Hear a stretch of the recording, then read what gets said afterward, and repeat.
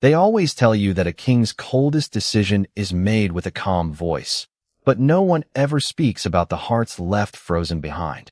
The great hall of Blackwood Keep shimmered beneath towering crystal chandeliers, while every noble family in the southern kingdom stood in perfect silence, waiting for the moment that would decide the future of their realm. At the center of the marble floor stood Claire Hayes, a young Omega whose silver blonde hair rested neatly over her shoulders, her pale blue eyes fixed on the Alpha King she had trusted since childhood. She wore no royal jewels, only a simple ivory dress that reflected her place within the court. She had never dreamed of a throne. She had only dreamed of standing beside Ethan Blackwood, not because he wore a crown, but because fate itself had chosen them years ago. Across from her stood Ethan, tall and commanding, dressed in black ceremonial armor trimmed with silver wolf emblems that represented generations of Alpha Kings. His expression revealed nothing. Every lord, lady, and warrior expected him to announce Claire as his future Luna. Instead, he slowly raised his head and spoke with the same steady confidence he used when giving military commands. The Southern Kingdom deserves a queen chosen by strength, influence, and duty. I will not accept this bond. The words echoed through the hall like winter wind passing over frozen stone. Claire did not cry. She did not plead. She simply lowered her eyes for one brief moment, as though something deep inside her had quietly broken beyond repair. Around them, whispers rushed through the crowd. Some nobles nodded with satisfaction because many had never believed a servant-born Omega deserved to become Luna. Others exchanged uneasy glances, sensing that something far more dangerous than embarrassment had just unfolded. Ethan remained motionless. From where he stood, he believed he had protected his kingdom from future weakness.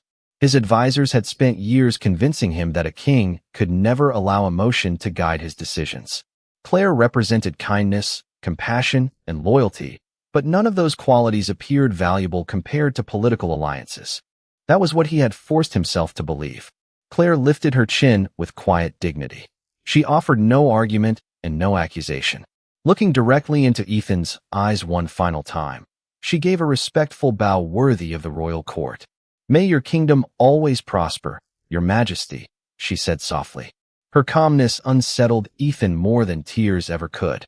For the first time, he found himself unable to hold her gaze. As Claire walked toward the enormous palace doors, every step echoed across the silent chamber. No guard attempted to stop her. No noble spoke her name. She disappeared beyond the carved oak entrance, carrying nothing except the quiet strength that had always defined her. Outside, cold northern winds swept across the palace gardens. Claire inhaled deeply, feeling the weight of years slowly leaving her shoulders. She had entered the ceremony believing destiny could be enough. She left understanding that love without respect could never become a home. Behind the palace walls, Ethan dismissed the gathering as though the matter had already ended. He believed time would bury today's decision beneath the endless responsibilities of ruling a kingdom. Yet before sunset, a royal messenger arrived through the northern gate carrying a silver banner marked with the crest of the Frost Kingdom.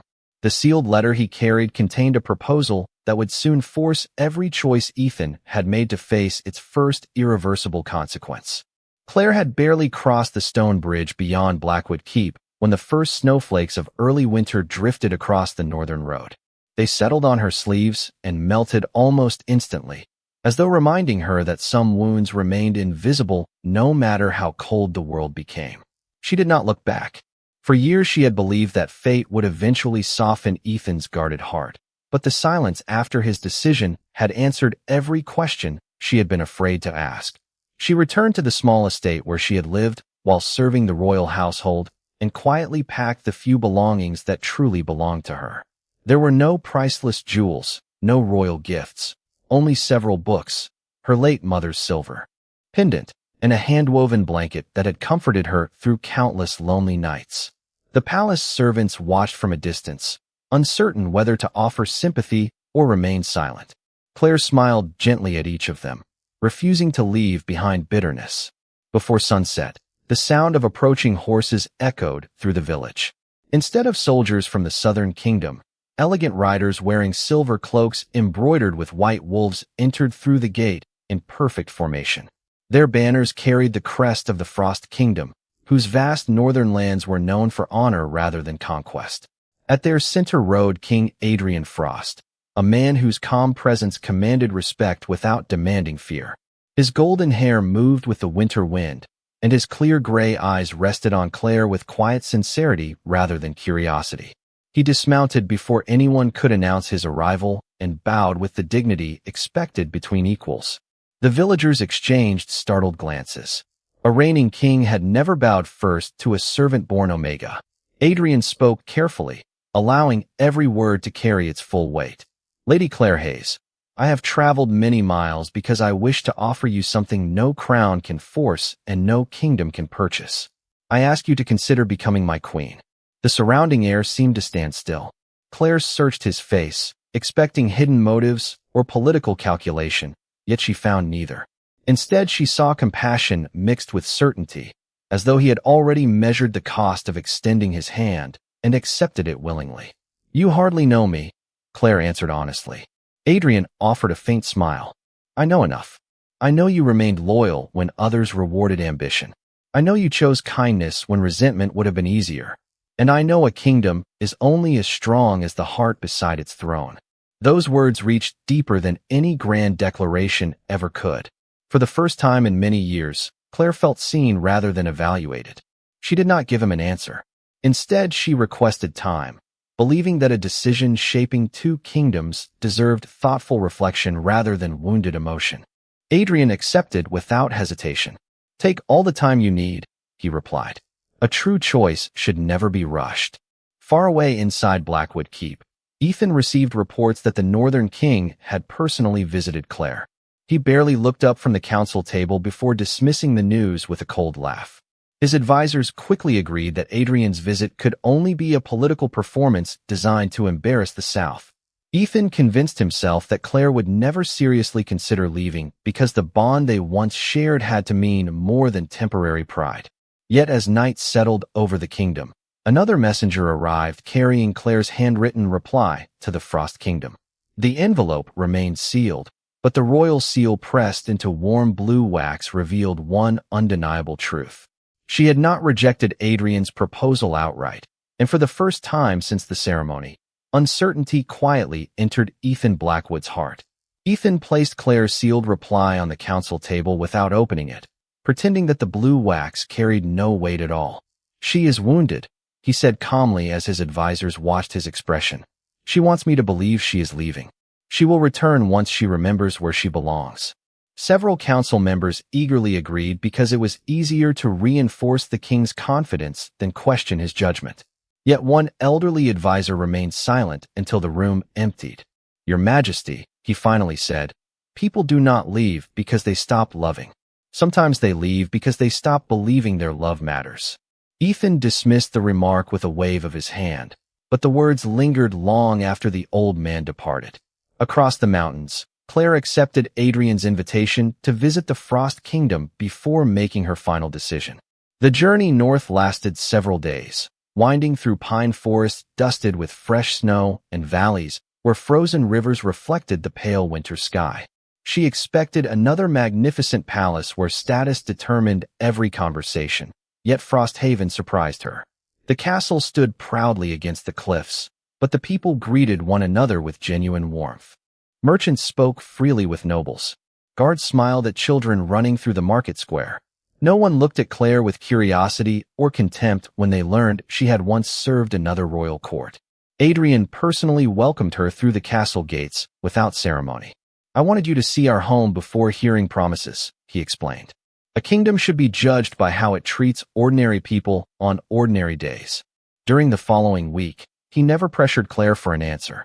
Instead, he showed her schools where orphaned children learned alongside noble heirs, healing gardens maintained by volunteers, and council meetings where even village elders were invited to speak. Claire noticed that Adrian listened far more than he talked. Whenever someone disagreed with him, he asked questions instead of defending his pride. The difference unsettled her because it revealed how accustomed she had become to silence around power. One snowy afternoon, they paused beside a frozen lake where white wolves wandered peacefully along the distant shoreline. Adrian handed Claire a small wooden carving shaped like a northern pine tree. Our artisans give these to honored guests, he said. Not because we expect them to stay, but because gratitude should never depend on the answer we receive. Claire traced the careful craftsmanship with her fingertips, feeling emotion rise unexpectedly within her. For years she had measured her own worth through Ethan's approval. Here, she was valued without needing to prove herself. Back in Blackwood Keep, reports from northern merchants painted an increasingly uncomfortable picture. Claire was not being hidden away or manipulated. She was being welcomed openly, and the people of Frosthaven already admired her quiet kindness. Ethan found himself asking more questions than before. Did she smile there? Had she begun to laugh again? Those thoughts irritated him because they had no place in the disciplined mind of a king. Hoping to end his growing unease, he ordered his most trusted scout to observe the northern court discreetly. I want facts, Ethan insisted. Nothing more. Several days later, the scout returned carrying no secret documents and no political warnings. Instead, he offered a simple report that unsettled Ethan far more than any military threat could have. Your Majesty, he said carefully, King Adrian has never once spoken of winning a queen. Every person I question believes he is simply trying to earn Claire Hayes's trust, one day at a time. And yesterday, before the entire northern court, he told her she would be free to refuse him even at the altar if that was where her heart truly led. Ethan had expected jealousy to fade once he convinced himself Claire would eventually return, yet the scout's report shattered that comforting illusion. For the first time since rejecting her, he realized another Alpha King was not competing for a throne or an alliance. Adrian was simply offering the one thing Ethan had never believed needed to be earned, her trust. That discovery followed Ethan through every hallway of Blackwood Keep. He found himself pausing outside the palace library where Claire had once organized centuries of royal records after careless nobles left them in disorder. The shelves remained immaculate because of her work, but no one remembered who had restored them. The servants quietly admitted that small problems had multiplied since her departure. Banquets started late because schedules were no longer perfectly coordinated. Visiting ambassadors noticed details that once would have been corrected before anyone arrived. Even Ethan's young niece asked why the kind Omega, who always remembered everyone's birthday, had disappeared without saying goodbye. None of those failures threatened the kingdom, yet together they exposed something Ethan had ignored for years. Claire had never demanded recognition. She had simply carried invisible burdens until everyone mistook them for things that solved themselves. Hundreds of miles away, Claire experienced a different kind of revelation. During a winter celebration in Frosthaven, she volunteered beside local healers preparing food and warm blankets for families traveling through the mountains before the next snowstorm. Nobody assigned her the task because she had once been a servant. She chose it because helping others still felt natural. When Adrian discovered her quietly working among the volunteers, he rolled up his own sleeves without hesitation and joined her. Several nobles followed his example instead of waiting for servants to finish the work. Claire watched the future king laughing beside ordinary craftsmen and elderly villagers, treating every conversation with equal respect.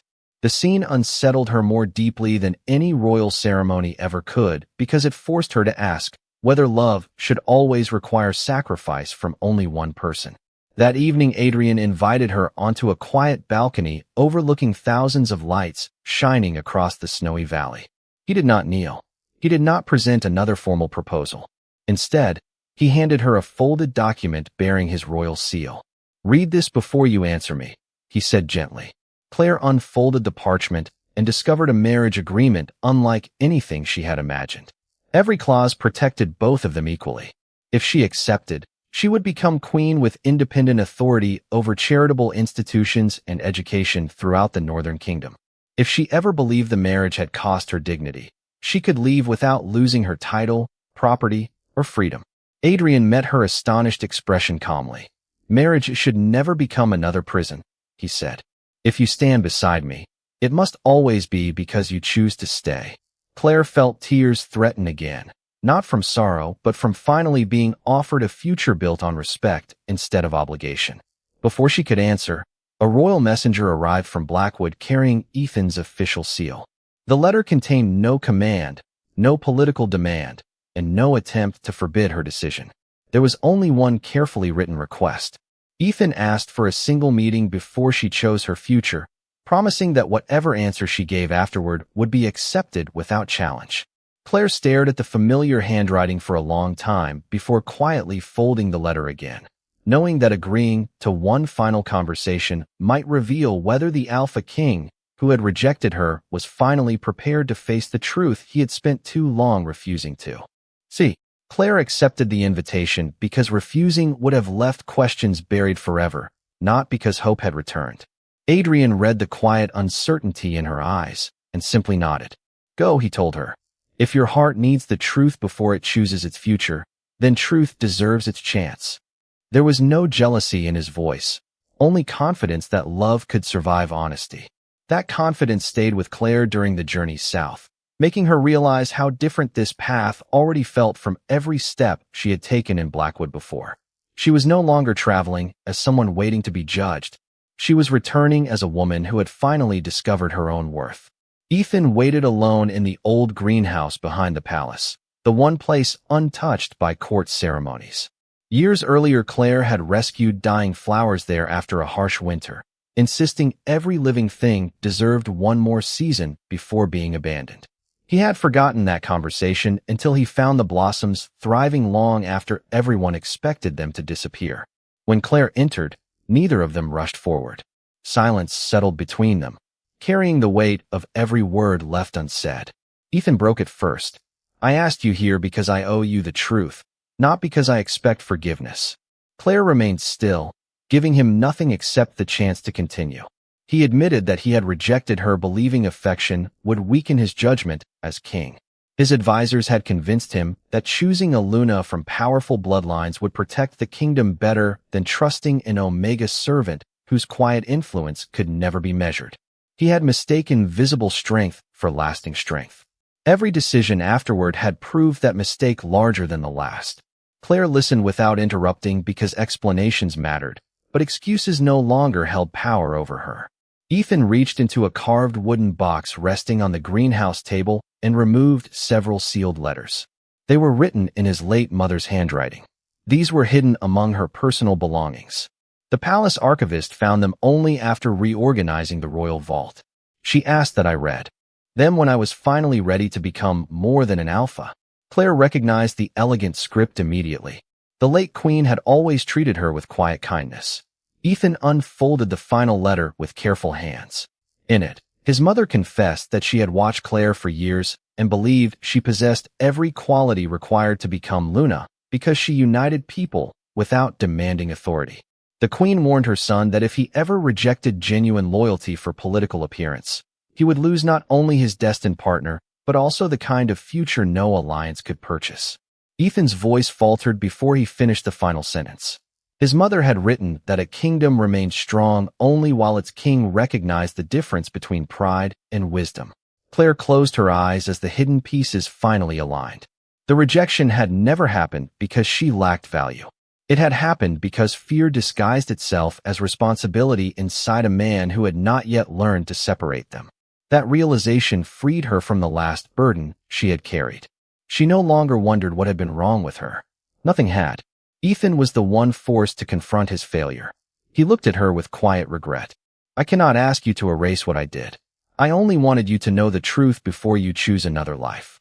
Claire thanked him for finally speaking honestly, but before either of them could say more, footsteps echoed outside the greenhouse.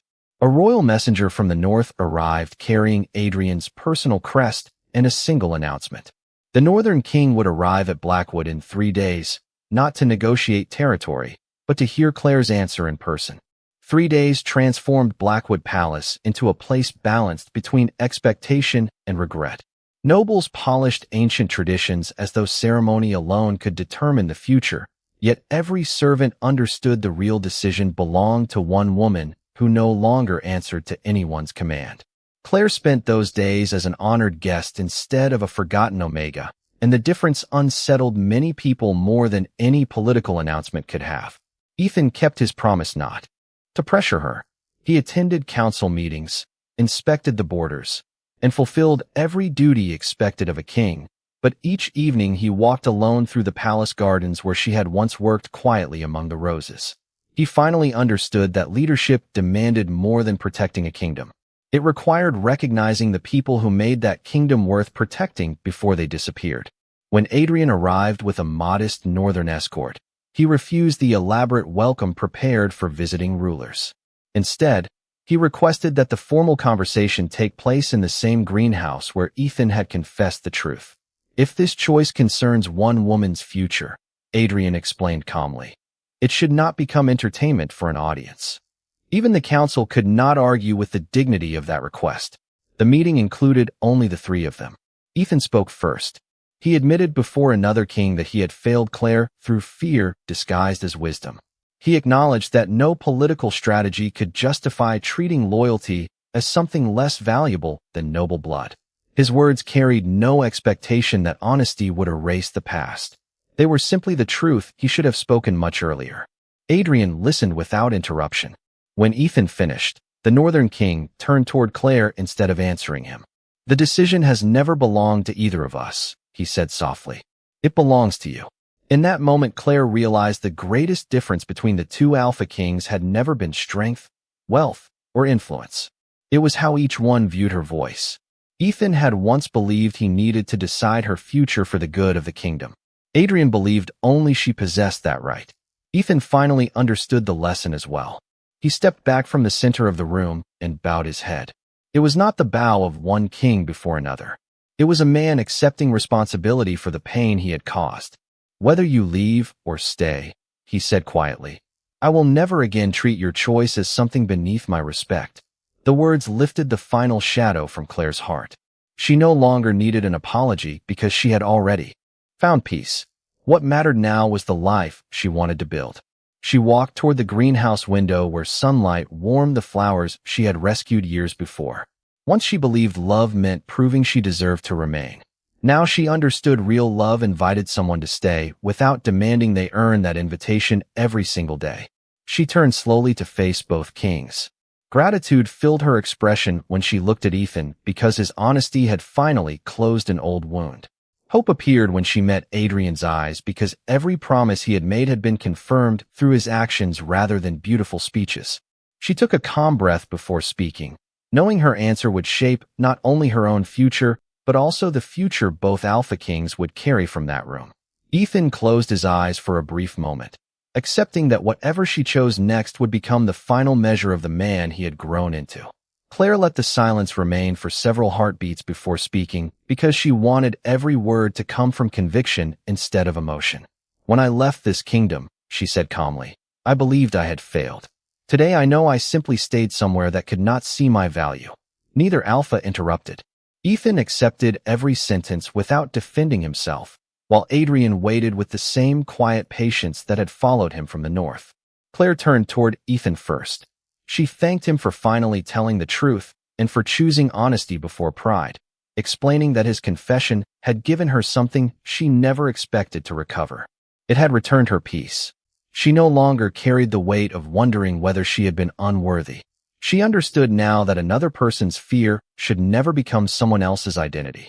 Ethan lowered his head once more, not from shame alone, but from gratitude that she had found healing even without him. Then Claire faced Adrian. "You never asked me to become someone else before standing beside you," she said. "You simply asked whether I wished to walk beside you as myself." Adrian answered with the same steady sincerity that had defined every meeting between them. "That answer has always belonged to you. Even if it is no, my respect will not change." The simplicity of those words settled over the greenhouse more powerfully than any royal proclamation. Claire smiled for the first time since returning to Blackwood. "Then my answer is yes." Adrian did not celebrate with triumph. He stepped toward her slowly and offered his hand instead of claiming victory. Claire accepted it freely, making the choice entirely her own. Ethan watched their joined hands with quiet sorrow, yet beneath the regret rested something unexpected. Relief. The uncertainty that had haunted him since her departure finally disappeared, because he understood this ending had been created long before Adrian ever entered their lives. It had begun the day he chose status over trust. He approached them and spoke with complete sincerity. May your future be kinder than the one I offered. Adrian extended his free hand toward Ethan. For a brief moment, the two Alpha Kings stood facing each other not as rivals, but as men who had reached different destinations through different choices. Ethan accepted the handshake. Take care of her, he said. Adrian answered without hesitation. She is not mine to possess. I will simply spend my life deserving the choice she made today. Those words remained with Ethan long after the northern delegation departed.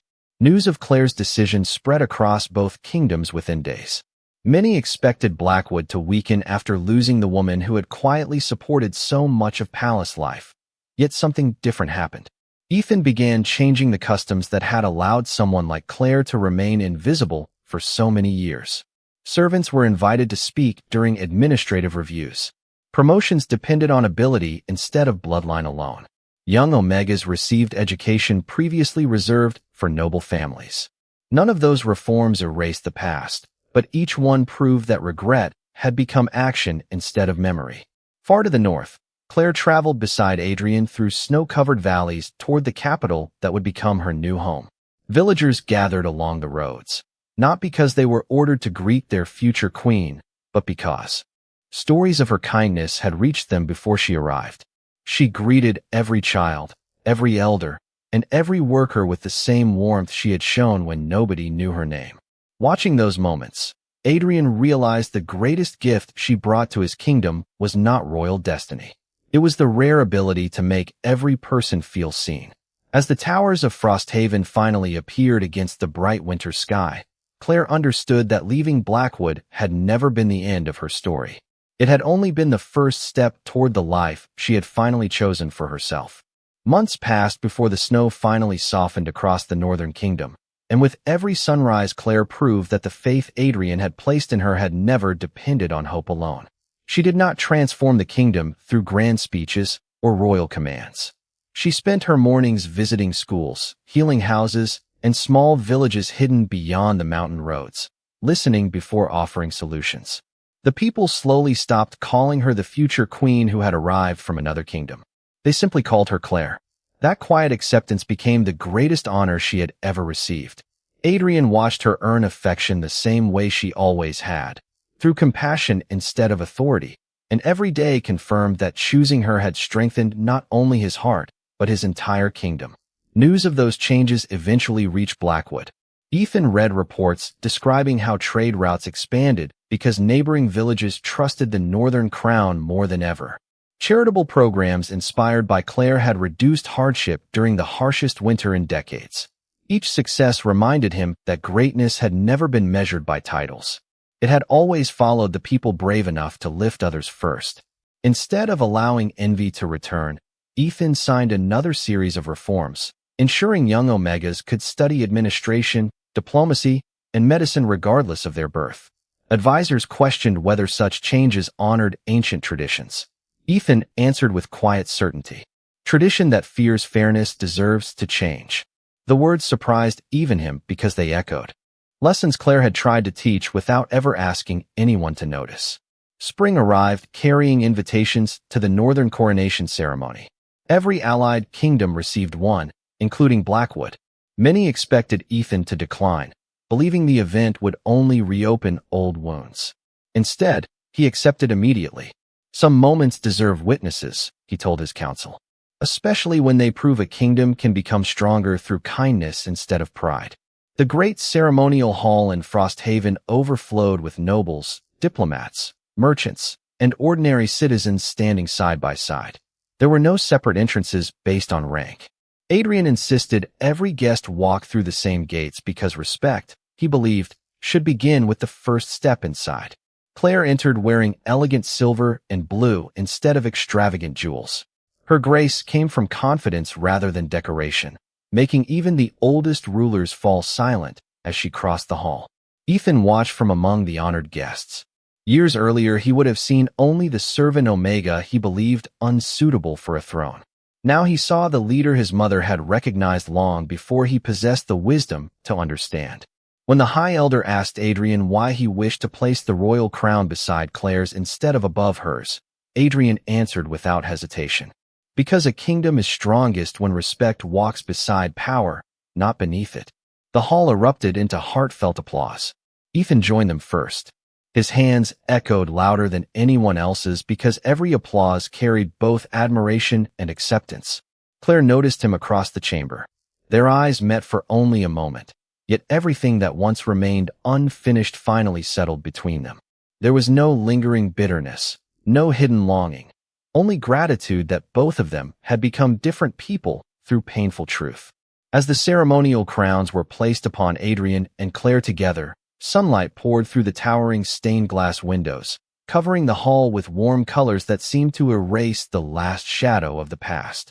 Ethan smiled quietly before turning toward the palace doors, ready to leave without regret because he understood his place in her story had ended exactly where it should. Behind him, Claire reached for Adrian's hand not because destiny demanded it, but because every choice had led freely to that single moment, and the future waiting beyond the ceremony finally belonged to them both. Years later, travelers crossing the mountains often spoke of two neighboring kingdoms that had grown stronger together, not because they had conquered new lands, but because their rulers had learned that respect created loyalties no fear could ever command. In the north, Queen Claire never allowed the palace gates to become barriers between the crown and the people.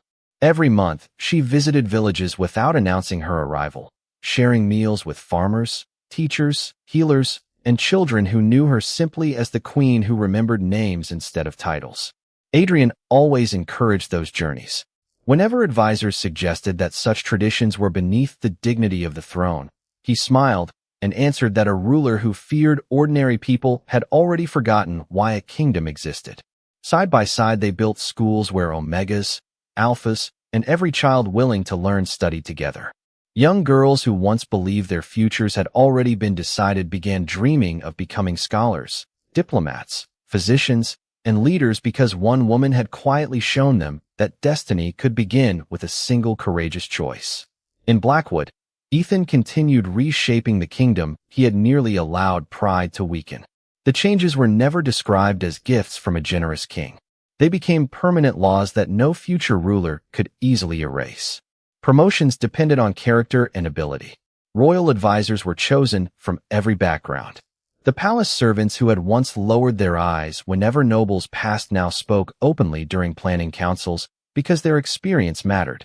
Whenever Ethan signed another reform, he remembered the woman who had served everyone without asking for recognition and silently wondered how different his kingdom might have been had he recognized her value sooner. Yet regret no longer ruled his life. It reminded him to become the kind of alpha king who would never repeat the same mistake. Several years after the coronation, representatives from both kingdoms gathered for the opening of a new academy built exactly on the border between North and South. The idea had belonged to Claire. She believed children should meet each other before old prejudices taught them to build invisible walls. Adrian embraced the vision immediately, and Ethan became its strongest supporter. During the dedication ceremony, there were no speeches celebrating military victories or royal bloodlines. Instead, children from both kingdoms planted young trees around the academy courtyard. Claire watched them laughing together and felt something inside her finally become complete. Long ago, she had believed acceptance meant convincing powerful people that she deserved to stay. Now she understood that true belonging came from standing where she was welcomed without conditions. Ethan approached her quietly after the ceremony.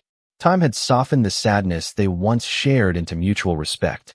"Thank you," he said simply. Claire looked at him with the same kindness she had always carried. "For what?" she asked. He smiled.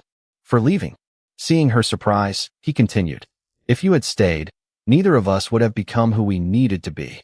Claire nodded because she finally understood that some endings were not punishments. They were the only roads leading toward the lives people were meant to build. Adrian joined them a moment later, and the three stood watching children race beneath the young trees whose branches would one day stretch across the border without asking which kingdom they belonged to. As the afternoon sun settled over the valley, Claire reached for Adrian's hand with the same quiet certainty she had felt on the day she accepted his proposal. This time there were no doubts left to answer and no wounds left to heal. The servant Omega, who had once walked away believing she had lost everything, had discovered that rejection had never been the end of her destiny.